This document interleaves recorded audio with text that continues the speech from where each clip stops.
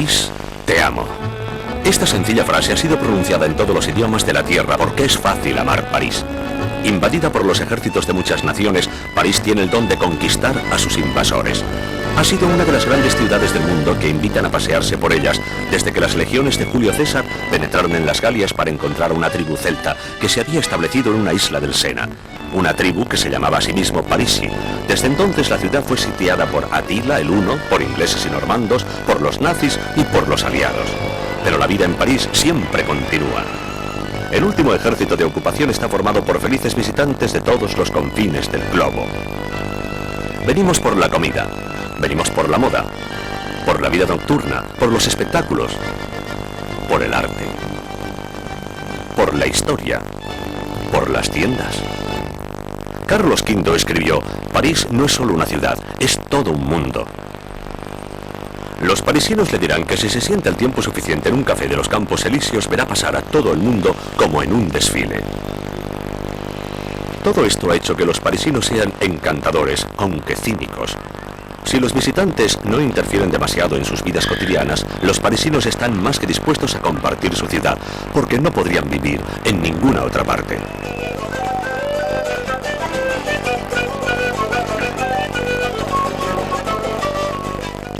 Para experimentar lo que es París hay que oír la música y las risas, tocar la historia y el arte, probar los menús de París y oler los maravillosos aromas que derraman las cocinas con especialidades de los pucheros de todas las provincias francesas. Pero sobre todo, París debe ser visto. Las vistas de París, los boulevards que el barón Haussmann construyó para Napoleón. Se dice que Napoleón quiso que fueran anchos para que pudiera barrerlos con el fuego de sus cañones y las masas de París se le desmandaban. Eso hizo de París una bella ciudad. Los cafés de París a la puesta de sol con sus toldos de luminosos colores y sus rutilantes noches, desde el Arco del Triunfo alzándose iluminado, coronando los Campos Elíseos, hasta los focos de los Bateaux Mouches que arrojan su luz dorada sobre los grandes edificios de piedra gris que jalonan el Sena.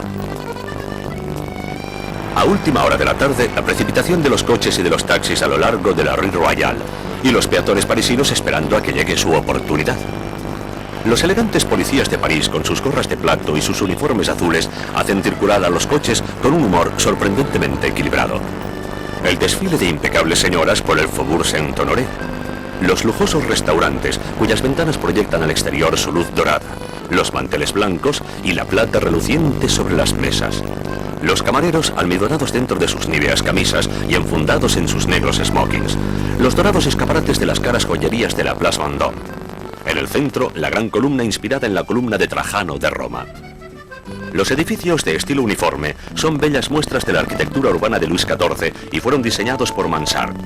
París es la meca de los amantes de los perfumes, con fragantes tiendas a ambas orillas del Sena. Hay en París elegantes tiendas de paraguas, de guantes, de pañuelos con montañas de sedas estampadas y las boutiques de los modistos, las etiquetas con más clase que se conocen en el mundo de la moda. Contrasta la quietud de la tarde en los jardines de las Tullerías con el bullicio de la hora del almuerzo en el relé de la Plaza Athénée. No hay nada tan importante para el parisino como la comida. Aquí, justo al salir de una de las 7 puertas de la muralla que rodeaba al París medieval, hay un típico restaurante francés. En Francia, ser camarero es un asunto muy serio. Para el francés, el camarero es un amigo, un guía, un consejero. Contemplar a un francés comiendo es contemplar a un maestro trabajando. La charla gesticulante que tiene lugar en la mesa durante el aperitivo llega a un punto final y la conversación se reemprende mientras se toma una tacita de café muy oscuro y muy fuerte. Los restaurantes franceses tienen en cuenta todas y cada una de las necesidades del cliente. Comentan con él su dieta. Los franceses siguen dietas constantemente. No son dietas para perder peso, eso sería cruel. Por dieta, ellos se refieren a lo que comen.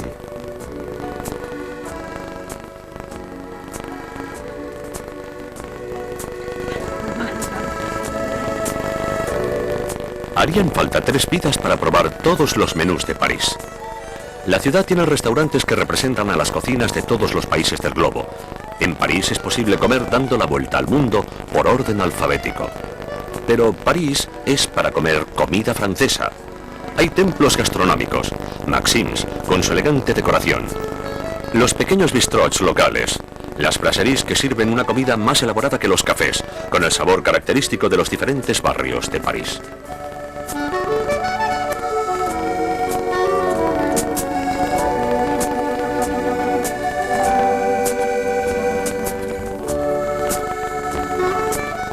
Y por supuesto, las omnipresentes cadenas de comida rápida. El marisco fresco es expuesto en la parte exterior de los restaurantes bajo toldos en los que se lee huîtres, que significa ostras.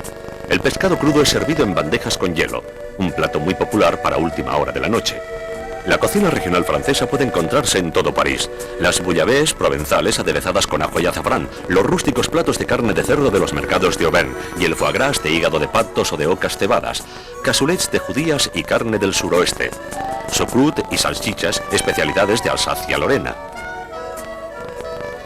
Y caviar, importado de Rusia, un delicado compañero para una copa de champán francés. Los franceses son unos apasionados de la comida y del amor. A donde quiera que se vaya en París, el horizonte estará dominado por la Torre Eiffel. Fue construida entre 1887 y 1889 para que estuviera montada durante solo 20 años. Está hecha con 12.000 piezas unidas por medio de 2,5 millones de remaches. Cuando estuvo terminada, el público se quejó airadamente diciendo que era la peor pieza de arquitectura en acero que jamás se había construido. Figuras notables de la época, incluyendo a Guy de Maupassant, firmaron peticiones para que fuera fundida como chatarra.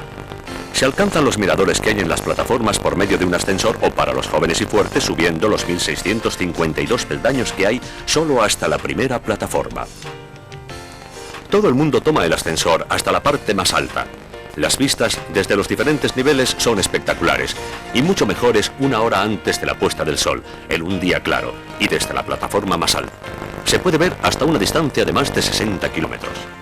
La Torre Eiffel se levanta hasta una altura de 320 metros desde el suelo y pesa 7.000 toneladas. Si sube a la plataforma más alta en un día de viento, el aire puede arrebatarle el sombrero y hacerlo volar hasta Bélgica. La Torre Eiffel fue salvada en 1918 por su valor como estación transmisora de radio. Y desde 1957 se utiliza para mandar señales televisivas. Ahora es el monumento más conocido de Francia y el símbolo de París. Después de la Torre Eiffel, la estructura de más renombre en París es el Arco del Triunfo. Napoleón hizo construir en 1806 l'Étoile y el Arco del Triunfo. Este último para rendir homenaje al ejército imperial. El Arco del Triunfo está engalanado con estatuas conmemorativas de sus victorias en Valmy, Jean-Maps, Lodi, Pyramide, Arcole y Rivoli, por citar algunas. Llevó 30 años el completarlo, y ahora el lugar se conoce como la Plaza de Charles de Gaulle. Bajo el arco, la tumba del soldado desconocido. La llama eterna es avivada cada tarde a las 6:30. Tome el ascensor que lleva al museo que hay dentro y suba los pocos escalones que llevan a la parte superior. La altura es de 50 metros. Disfrutará de una magnífica vista de París con todos sus monumentos y de todas y cada una de las avenidas que parten de l'Étoile, la estrella.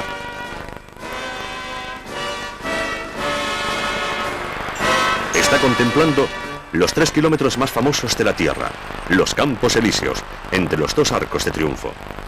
El paseo desde el Pont Rond hasta l'Étoile es ahora una zona comercial, pero sus cafés están llenos de parisinos y visitantes pasando el tiempo frente a una pasta o un café crème, o saboreando algún licor y practicando el arte parisino de observar a la gente.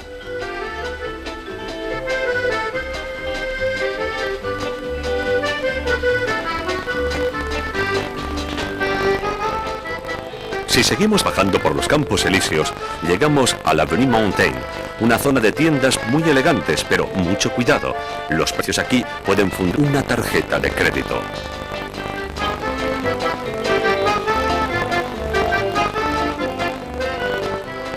Un poco más allá, otra calle muy elegante, la Rue Faubourg Saint-Honoré. Una calle estrecha y sinuosa que pasa junto al Palacio del Presidente, el cuartel de la policía y varias embajadas. En medio de todo ello, boutiques exclusivas.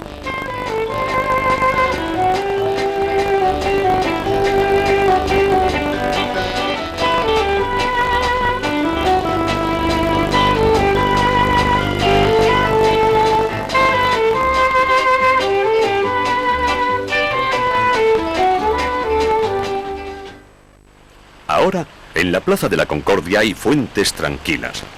Durante la sangrienta revolución, cientos de cabezas cayeron aquí a los pies del invento del doctor Guillotín. La Plaza de la Concordia está dominada por el obelisco, el cual originalmente estuvo situado frente a un templo Luxor hace 2300 años y fue regalado por el virrey de Egipto a Carlos X en 1829.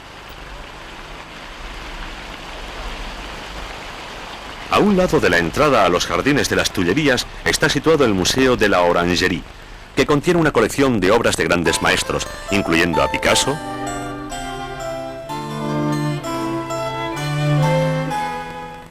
Rousseau, Cézanne, Matisse.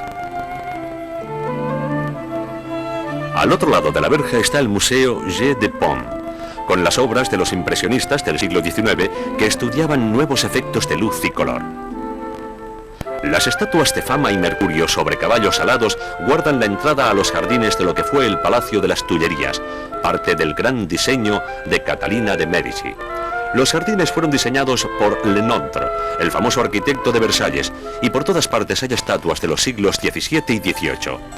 El palacio fue utilizado por Napoleón III como residencia para él y para la emperatriz Eugenia, hasta que fue destruido por un incendio en 1871.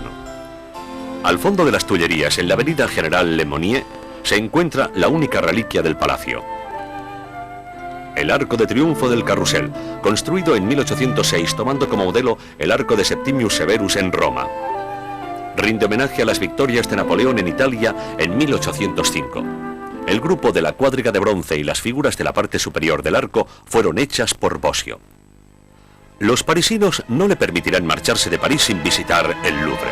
No es solo un tesoro nacional, sino que pertenece al mundo. La construcción del Palacio del Louvre se llevó a cabo durante 3 siglos, desde 1527 a 1827, y todavía continúa hoy. Ya es posible pasar una vida entera estudiando la extraordinaria riqueza y variedad de las colecciones que contiene el mayor templo del mundo del arte y las antigüedades. Las obras de arte más famosas son la Victoria alada de Samotracia y la Venus de Milo.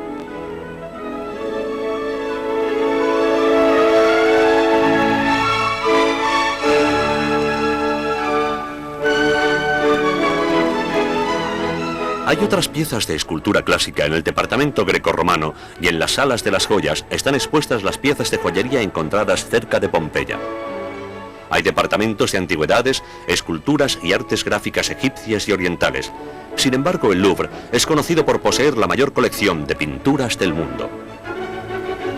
Las obras de los maestros flamencos, holandeses, alemanes, ingleses, españoles y franceses, Rembrandt, Hals, Watteau, Velázquez, el Greco, Le Lorrain, David y Leonardo da Vinci. Todos vienen a visitar a esta famosa dama.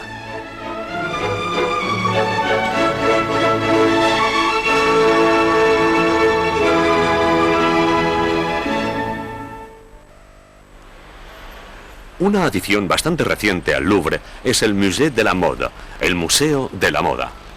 Para la industria de la moda, París es el núcleo. Cada año surgen de las salas de diseño y de los talleres parisinos llamativas y elegantes innovaciones. Los triunfos de las colecciones anteriores son exhibidos en el Museo de la Moda, con contribuciones notables como la de Madame Grès.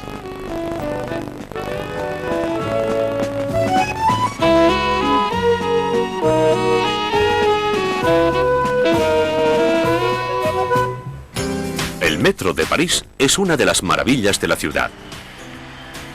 Los parisinos no sienten timidez al colocar sus más valiosas obras de arte en la estación de metro del Louvre. Hay piezas de incalculable valor en piedra, mármol, oro y bronce. Algunas en vitrinas, otras simplemente al descubierto. En todas las estaciones hay mapas y son fáciles de leer. Se pueden conseguir pases para turistas para periodos de 2, 4 y 7 días y sirven para viajar de forma ilimitada mientras dura su validez. Alrededor de 1900, Héctor Guimard, el más importante arquitecto de la época, construyó 17 entradas de metro. Las estaciones de metro han pasado del estilo Art Nouveau al moderno. Hay edificios nuevos y modernos en los que se han utilizado materiales como cristal, cromo y acero inoxidable. Les Halles, que una vez fue un famoso mercado de París, servía cada mañana sopa de cebolla a los que habían pasado toda la noche de juerga. Les Halles es ahora un centro comercial muy popular donde todavía se puede encontrar mesa en un café al aire libre. Las industrias se han establecido en los suburbios. Hay un gran puerto nuevo, el de Gennevilliers, y nuevas ciudades satélite han sido construidas, incluyendo un nuevo distrito para los negocios, llamado La Défense. Hay cinturones rápidos a lo largo de las orillas del Sena. Sin embargo, la vitalidad y el ambiente del viejo mundo que se respiran en el corazón de París siguen siendo los mismos.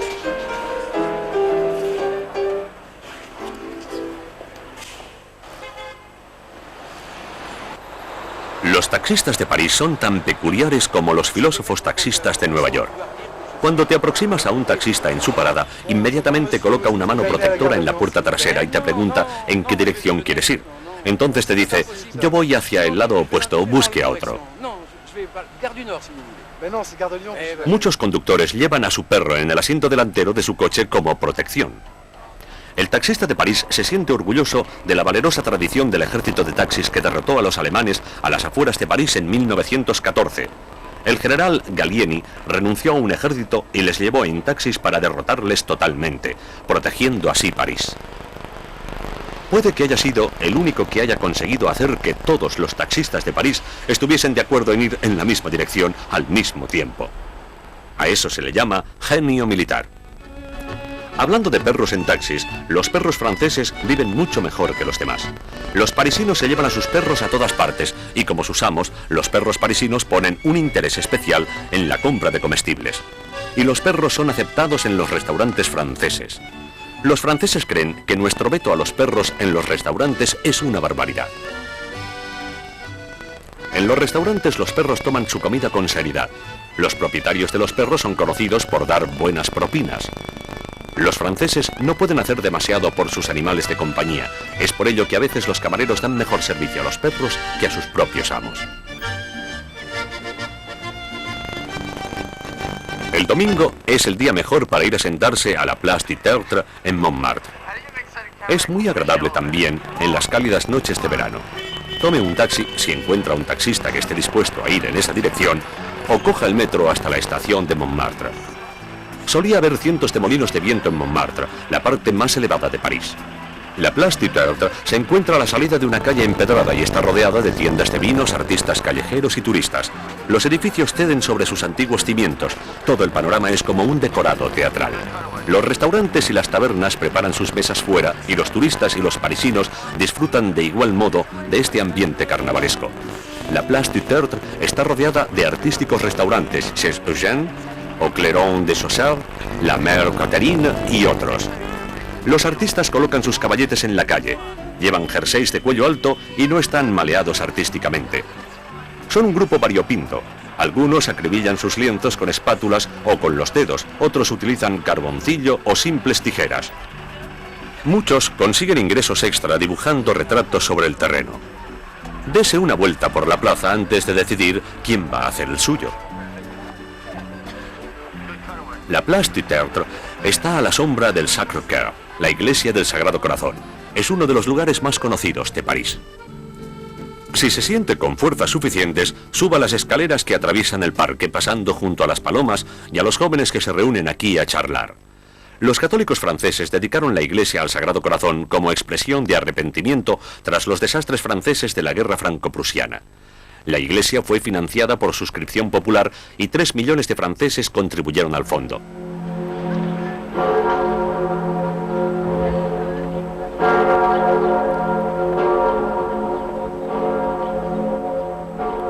Si desciende por las tortuosas calles que rodean al Sacré-Cœur, descubrirá uno de los secretos de París, el cementerio de Montmartre. Durante la ocupación de la Segunda Guerra Mundial, muchas de las fortunas parisinas fueron escondidas aquí. Algunas fueron recuperadas después de la guerra, otras no. Fueron robadas o se perdieron para siempre.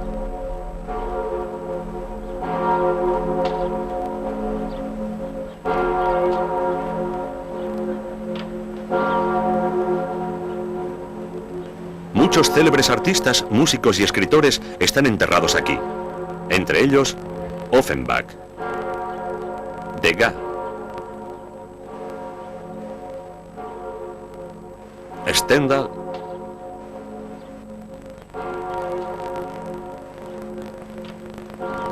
y Berlioz.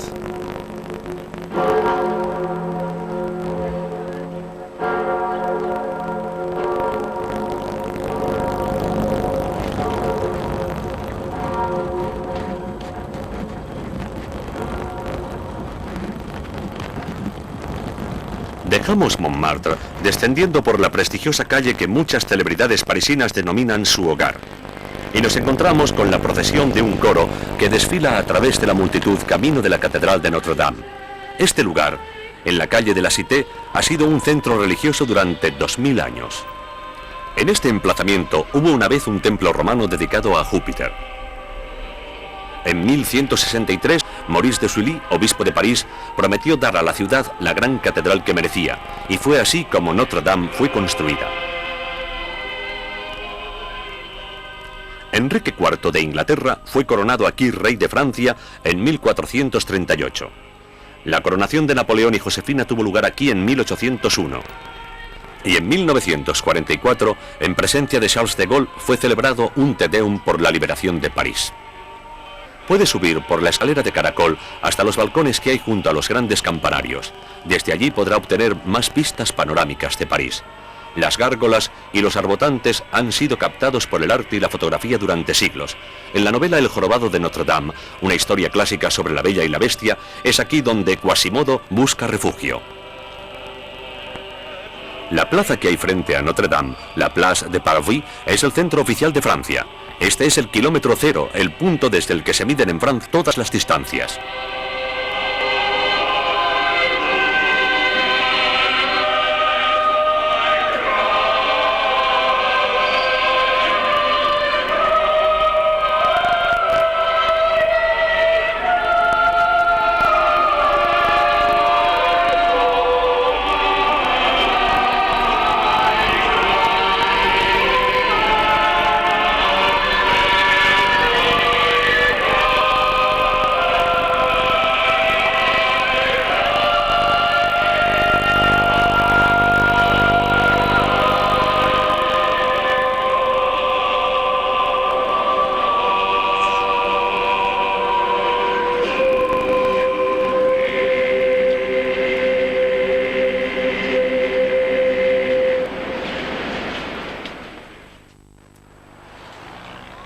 A lo largo de las calles cercanas vemos casas del siglo XVII, todas ellas cuidadosamente restauradas, y puestos de libros que venden libros de segunda mano, grabados y pósters. Hay una librería, Shakespeare & Company, que siempre ha promovido la vanguardia literaria.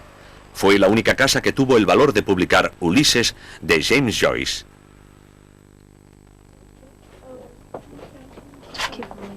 Si compra un libro aquí, le pondrán un sello con un dibujo representando el busto de Shakespeare y rodeado por la inscripción Shakespeare & Company, kilómetro cero, París. Un bello souvenir.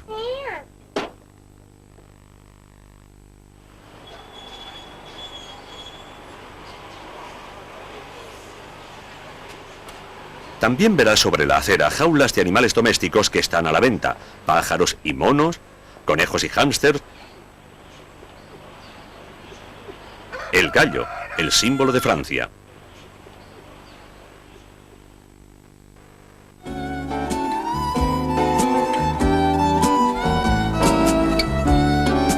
La Ile Saint-Louis es una de las partes más antiguas de París, a la que se accede por el Pont de Sully en el extremo oeste de la isla. Allí está el Quai de Tournelle. Desde sus calles estrechas y tortuosas sobre la orilla izquierda se divisa el Panteón. En el número 15 de la Quai de Tournelle está tal vez el restaurante más famoso de París, La Tour d'Argent. La Tour d'Argent tiene una antigüedad de 400 años. Para un francés, una comida no es tal sin vino, y la Tour d'Argent posee una de las mejores bodegas de Francia. Las ventanas con vidrieras de colores rinden homenaje a los sommeliers del pasado y están hechas con fragmentos de botellas de vino. El vino es acunado como si se tratase de un bebé y traído a la mesa desde la que se disfrutará de una vista de Notre Dame.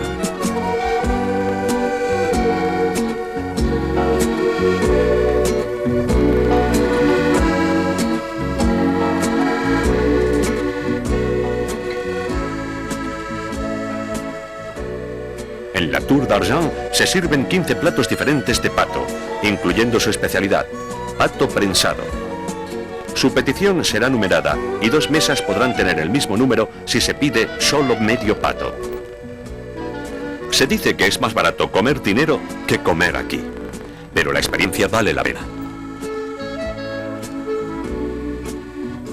Continuando por la orilla izquierda, pasamos del restaurante más antiguo al más antiguo puente de París, el Pont Neuf, ordenado construir por Enrique III en 1577 para utilizarlo como atajo personal desde el Louvre hasta Saint-Germain-des-Prés.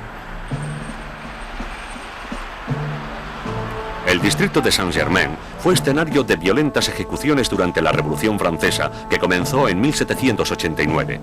Más de 40.000 personas fueron decapitadas. Luis XVI y María Antonieta oyeron el susurro del filo de la guillotina en 1793. Un año más tarde, los mismos revolucionarios fueron decapitados. Robespierre, Georges-Jacques Danton y Jean-Paul Marat. La revolución había terminado y la ascensión de Napoleón Bonaparte a la fama empezó con un poco de metralla. Dispersó las multitudes en 1795. Desde entonces, la fortuna le sonrió durante un tiempo. Saint-Germain fue también el lugar de reunión de muchos de los miembros de la generación perdida. Poetas y pintores, escritores y radicales, intelectuales y pícaros acudían aquí después de la Primera Guerra Mundial. Aquí se encuentra el famoso café Le Deux Magots, donde nació el surrealismo.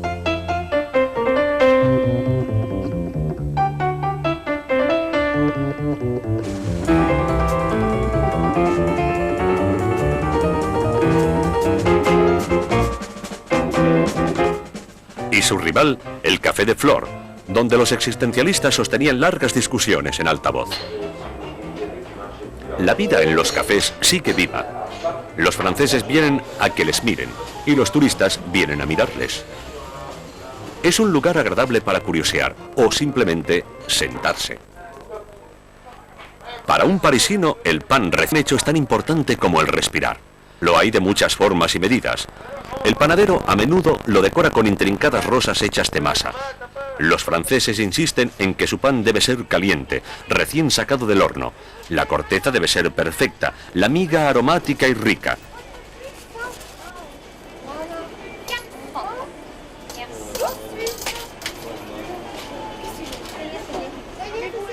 Hasta los franceses más peludos no pueden pasar un día sin pan.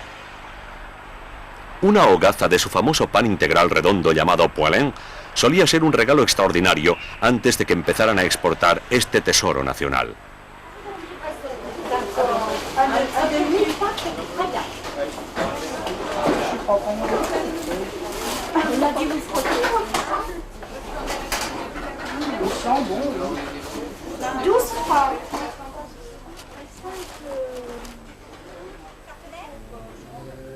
En el emplazamiento de la abadía de Cluny se encuentra el Museo de Cluny, con un parque infantil enfrente. Los arqueólogos excavan continuamente en este lugar, donde todavía pueden extraerse piezas pertenecientes a las antiguas civilizaciones.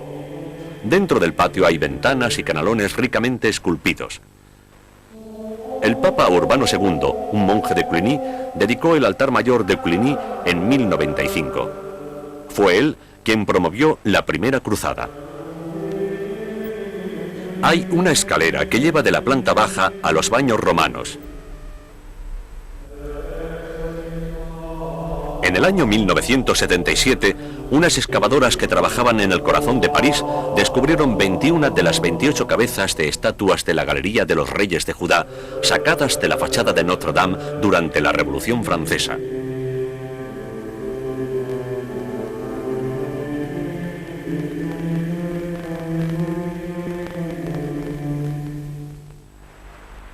Gire hacia la derecha por la Rue de l'École hasta la Sorbona, fundada en el año 1253 por Robert de Sorbonne como escuela de teología para 16 estudiantes pobres. La Sorbona pronto desbancó a muchas de las grandes universidades europeas en prestigio y calidad de enseñanza. Siempre ha jugado un papel predominante en las disputas políticas y religiosas. En 1968, la Sorbona fue el centro de los disturbios estudiantiles que llevaron a una reforma universitaria en todo el país. Muchas de las editoriales francesas tienen oficinas en esta zona y hay un montón de escritores esperanzados que perfeccionan los verbos franceses en las mesas de los cafés.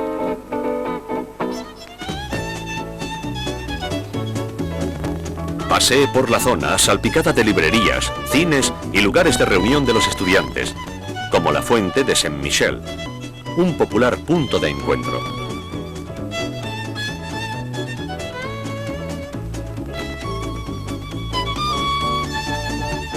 O recorra los senderos de los jardines de Luxemburgo. Hay tiendas de antigüedades, chocolaterías y mercados al aire libre que pueden explorarse.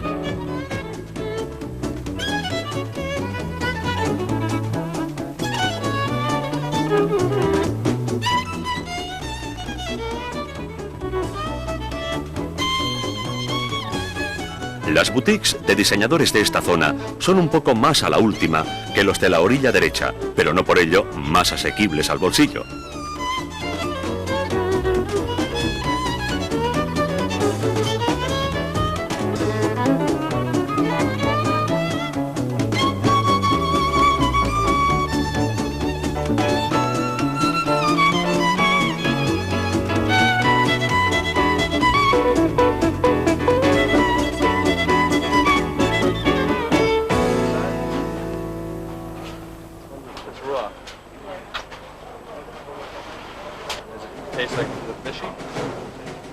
Echemos un vistazo a lo que los franceses llaman el París militar. La Avenue de Suffren, bordeando el campo de Marte, fue originalmente construido para albergar una serie de huertos. Más tarde se convirtió en el lugar donde se celebraban los desfiles de la Academia Militar. Fue construido a instancias de Madame de Pompadour, la favorita de Luis XV, y completado en 1772. El Hotel de los Inválidos fue construido por Luis XIV como refugio para soldados mutilados. La fachada es majestuosa, la puerta magnífica.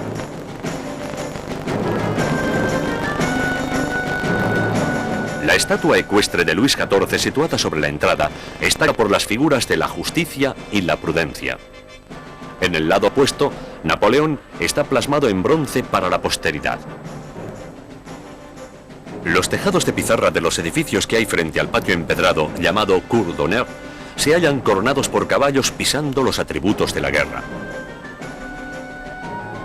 En el patio hay cañones de bronce alineados, así como piezas de artillería capturadas.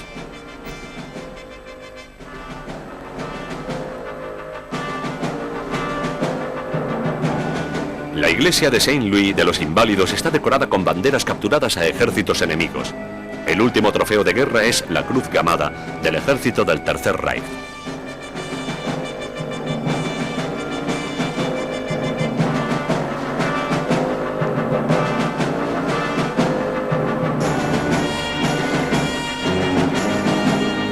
Detrás está la iglesia del Dôme, donde descansa el cuerpo de Napoleón dentro de 6 ataúdes, uno dentro de otro, en un sepulcro de pórfido rojo sobre un pedestal verde. El sepulcro está iluminado por la luz que entra a través de las ventanas de la magnífica cúpula de la iglesia. Debajo, justo enfrente de la escultura de Napoleón, se encuentra la tumba de Leclerc, el único hijo del emperador que fue nombrado rey de Roma antes de que muriera de tisis con solo 21 años de edad. En las capillas adyacentes se encuentran las tumbas de los hermanos de Napoleón, Jerónimo y José Bonaparte, y de los grandes mariscales franceses.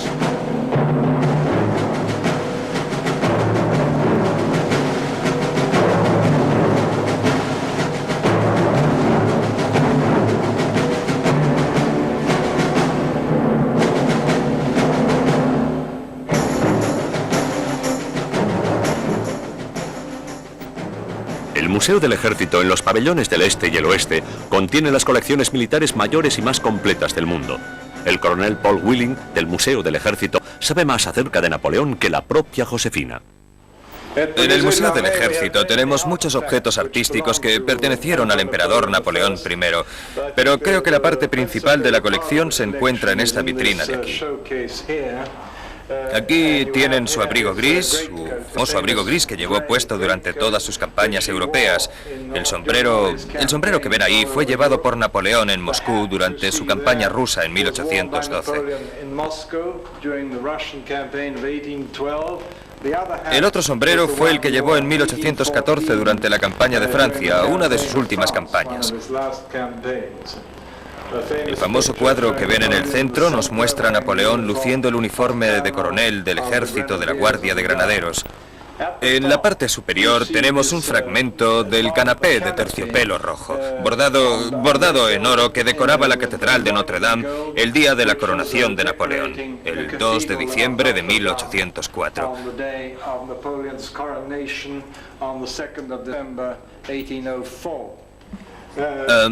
Aparte, tenemos fragmentos del papel que decoraba la pared de la habitación donde nació en Ajaccio, Córcega, sus pañuelos, llaves de sus aposentos privados en el Palacio de las Tullerías, algunas de sus armas de caza, así como sus carteras en las que llevaba sus despachos personales.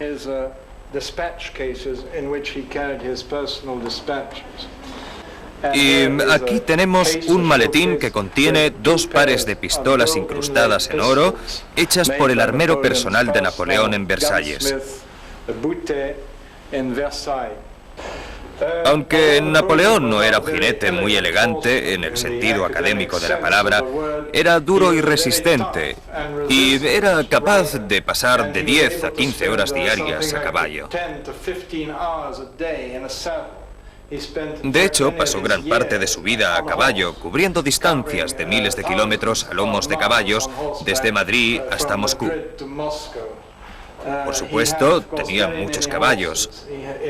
En sus cuadras imperiales llegaron a ver hasta 150 caballos a la vez. Dichos caballos eran divididos en brigadas de 12 caballos dispuestos a diversas distancias, de forma que el emperador pudiera cambiar de caballo con facilidad cada 25 kilómetros durante sus galopadas en Prusia, Austria o Rusia. Aquí tienen la Gran Orden y el gran collar de la Legión de Honor, que era la más grande, la más alta condecoración francesa, creada por el mismo Napoleón en 1802. En esta vitrina de aquí pueden ver la máscara mortuoria original y genuina de Napoleón I, que fue hecha el 6 de mayo de 1821, el día después de su muerte.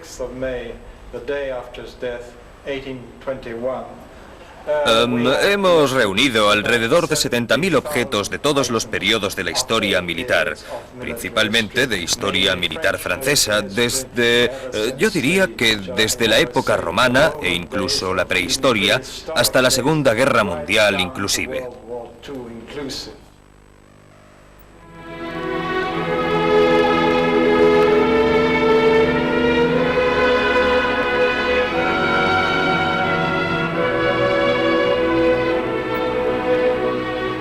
Otros fantasmas, los de los artistas y escritores del siglo XX, deambulan por los cafés de Montparnasse. Chagall, Gauguin, Modigliani y Winsler.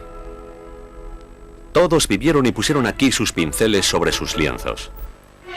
Stravinsky escribió aquí la mayor parte de su música, y Ernest Hemingway y Henry Miller encontraron en los cafés palabras vendibles.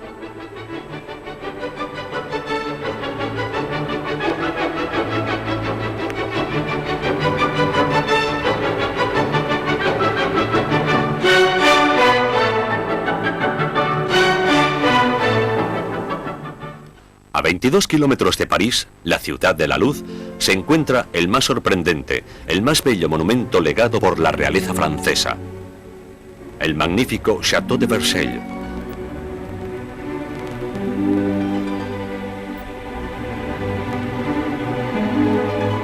Los jardines de Versalles, ejecutados por Le Nôtre, están considerados uno de los mejores ejemplos de paisajismo clásico francés.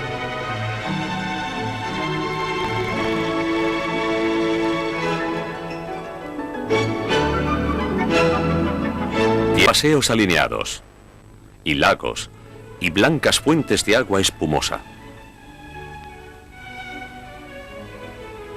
El palacio fue construido por Luis XIV en los terrenos del pabellón de caza de su padre. La construcción duró más de 50 años, ya que la corte cada vez era mayor. Al final comprendía más de 20.000 miembros. 30.000 trabajadores y 6.000 caballos fueron empleados en la construcción, con un coste de 60 millones de libras. En aquella época, una libra tenía el valor de una libra de plata, 460 gramos, y a los precios actuales se valoraría en más de 10 billones de dólares.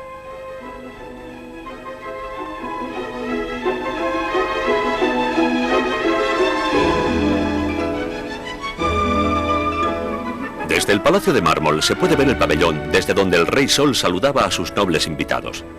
Dentro de los grandes aposentos se encuentra una serie de 6 habitaciones en las que Luis XIV recibía a la corte.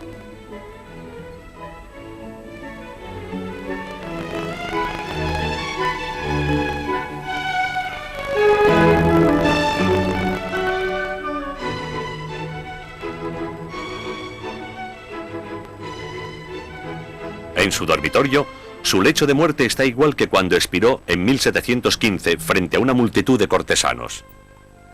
Este fue también el dormitorio de su hijo, Luis XV, y de su nieto, Luis XVI, cuya esposa fue María Antonieta.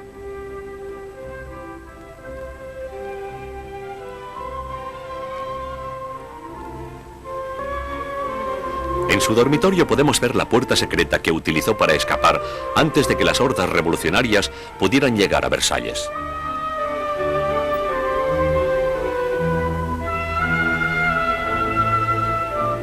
Versalles fue abierto como museo por Luis Felipe I en 1830 y su restauración ha continuado solo interrumpida por la guerra hasta nuestros días.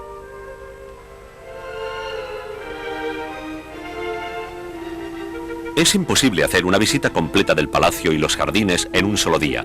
Sin embargo, se puede ver lo más importante, incluyendo la capilla, toda blanca y oro, el altar ricamente adornado, las puertas magníficamente talladas. Hay muchos artesanos todavía trabajando para devolverle su esplendor.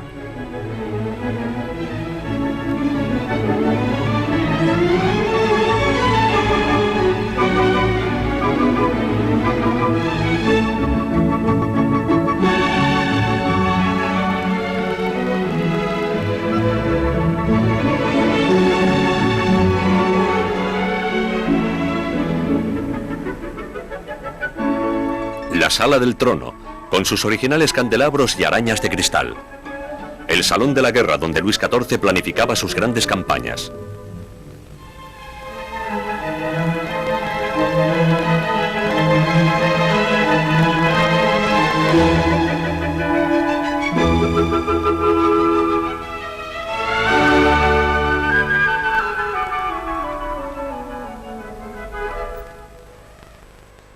Versalles fue brillantemente diseñado de forma que los movimientos del rey siguieran los movimientos del sol o viceversa. Así el rey siempre parecía más grande que su tamaño natural y rodeado de un halo de luz.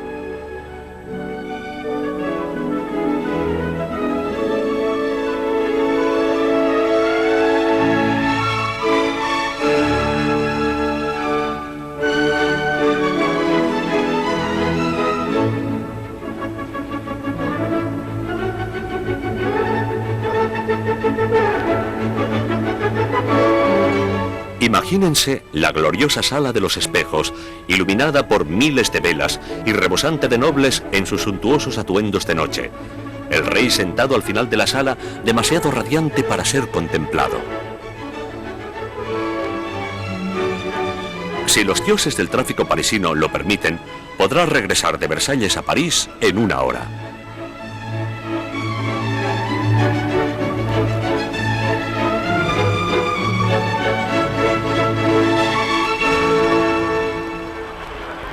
Una de las cosas más atractivas que se puede en París es sentarse en una barcaza y dejar que París se acerque a usted. Hay muchos hoteles grandes y pequeños en París y mucha variedad de precios. El Crillon, el Lutetia, el Ambassador Concorde, el Maurice, el Georges V y el Place Athénée. Pero esté donde esté en París, desde los hoteles de fama internacional que aparecen en los ecos de sociedad mundiales hasta uno de 5 pisos sin ascensor, París es siempre romántico, porque París es la ciudad del amor y de la vida. La vida nocturna en París tiene su propio estilo francés, lleno de diversión y ligeramente atrevido, algunas veces incluso estrafalario, pero siempre lleno de vitalidad y estilo.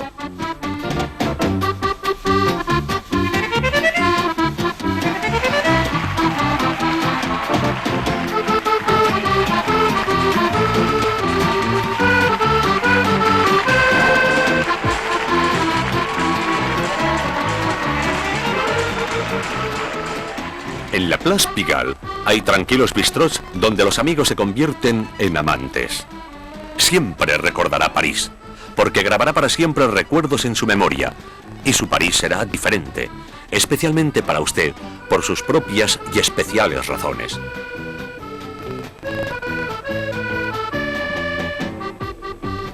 Puede que sea por su comida, por su moda, por su arte y arquitectura, por su historia o simplemente por la exuberante alegría de esta capital del mundo.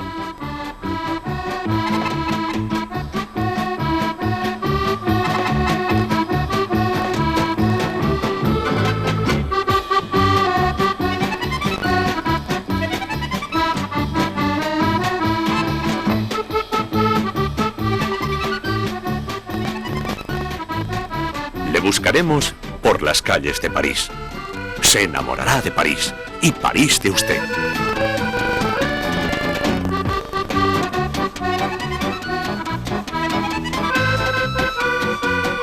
A votre santé.